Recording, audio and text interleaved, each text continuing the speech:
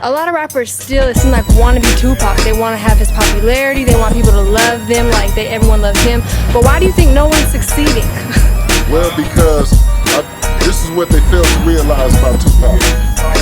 In order for them to be Tupac, they would have to die before they peaked. Right before they peaked, they would have to die. So if you don't die, you can't do it. Bottom line, if you don't go die, you're not gonna be the next Tupac, because it ain't gonna be a next Tupac. Straight up.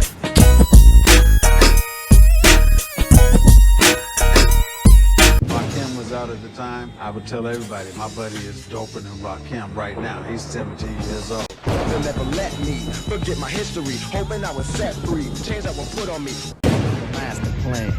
This ain't nothing but sweat inside my hands, so I dig into my pocket, all my money. I was a fan of KRS-One, LL, all them niggas Rakim. That's why even if they came out dissing me, I could destroy them. I've mastered their style. So keep staring, soon you suddenly see a star, you better follow it, cause it's the all. Back in 85, a little shorty drinking 40, slipping naughty line. That's like any old mob nigga coming. You know what I mean? Get that nigga a table before you give me a table. Let him in before you let me in, cause I do know I'm the Don there. Yo, YouTube, what up? It's your homie Gab, I'm in the building. And this is MAKAVELI Media. So one of Tupac's homeboys, I think his name is Ryan, right? He was on a Dear Mama documentary, and he said he was calling back home like, yo, my homeboy is better than Rakim right now. And he only 17 years old.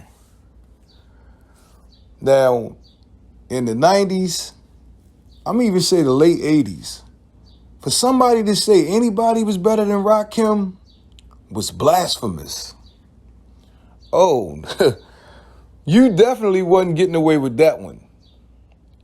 Which was crazy because at the time I thought that G-Rap was better than Rakim. After I heard the symphony, oh, it was a rap.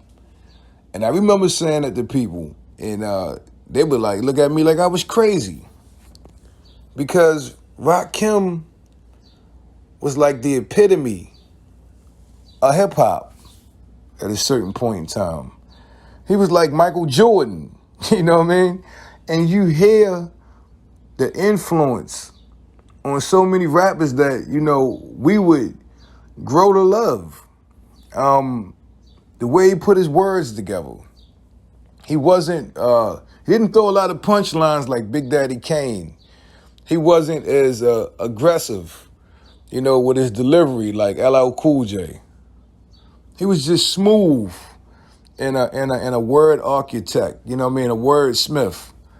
But it took me back, you know, Ryan saying this really took me back to what Tupac said in one of his last interviews when he made the statement that he could destroy LL, Rakim, and KRS-One because he mastered their styles. This clip here is almost proof to me that what Tupac was saying was actually the truth. Because I can hear the Rakim influence in his earlier style. So it was like a tool he added to his toolbox. If he had to, he definitely could dig into what Rakim did because he studied it. I think all good MCs, you know, study great artists and figure out what it is exactly that makes them great. Now, my belief, if we truly go into who was the actual GOAT of hip hop, you would have to look at probably the two most influential artists at that point in time. And we both know that Rakim has influenced like a whole generation of lyrical assassins. Dudes that spit with a certain cadence, a certain rhythm to their style, all birthed from Rakim. And if you look at Tupac and his impact, every young rapper that came up in the game all claimed to be the new Tupac. So you talk about impact, man, let's break it down. Let's take a look at both artists and compare the rap styles and what makes them different. Now, Tupac and Rakim have obvious similarities, but they also have big differences between the two. Once again, if you look at Rakim's laid-back, calm flow, his calm delivery, and you look at Tupac's, wild Bill, wild cowboy, brash and loud rap style, aggression, it's a difference right there. But in terms of throwing punchlines, neither one of them threw punchlines like that. It was message and all flow. Every now and then Rakim will hit you with something witty. Same thing with Tupac, but it was message and flow. In terms of street cred, if you look at how brothers revere Tupac right now, you gotta give the nod to Pac. Like I said, it was a time in hip hop where street dudes really, admired Rakim, and I'm sure a lot of people still do to this day, because he's definitely a pioneer. But the way people revered Tupac and loved Tupac in the hood, in the streets, it's on a whole nother level. Now, Rakim and Tupac both brought spirituality into hip hop. Rakim, they call him the God MC. Tupac's verses, some of them could be said like a prayer, because Tupac definitely kept God and put God in his music. But in terms of, who the people are following right now is definitely Tupac. I think his impact at large is much bigger than Rakim's. So Pac would definitely get the nod in this comparison. As far as charisma, you got to go with Pac, because Rakim was really laid back.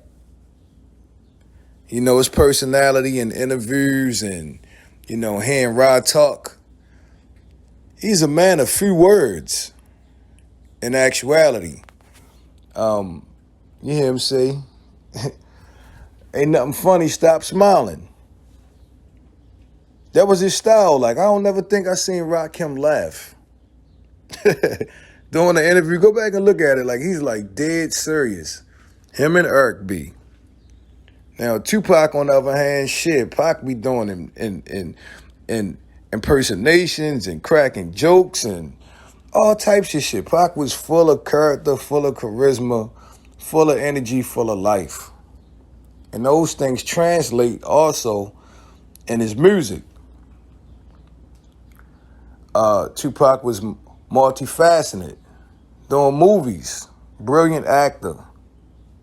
So, in those regards, Rakim definitely doesn't compare to Tupac. Rakim is a full-time musician. Tupac is an actor, an entertainer, plus rapper. Tupac get that hands down. Community service, social impact. Rakim had a few deep verses or songs about the ghetto. Tupac was an activist about the ghetto. I never heard Rakim really take a political stance about anything, any injustice, or, anything that was plaguing black people in this society. I know Rakim is a conscious MC, but I didn't see the leg work.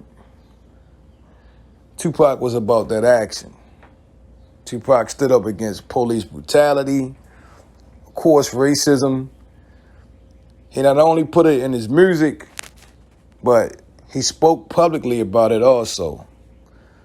So Tupac would definitely get the nod in this category as well. My last and final thing I like to take a look at is flow. Rakim flow, second to none. Hands down. But Pac showed you he can flow like Rakim if he chose to. That little clip from Dear Mama, all you gotta do is go back and listen to Panther Power. Pac is flowing like Rakim. So does Rakim get the nod because he influenced Tupac at one point in time in his life? Or would Tupac get the nod because he can do what Rakim does? It's all opinionated. Rakim inspired a whole slew of MCs, a whole crop of them, from Nas, the Black Thought. The list is unlimited. You can even add Tupac to that list, yes. But Tupac inspired a whole generation and their kids.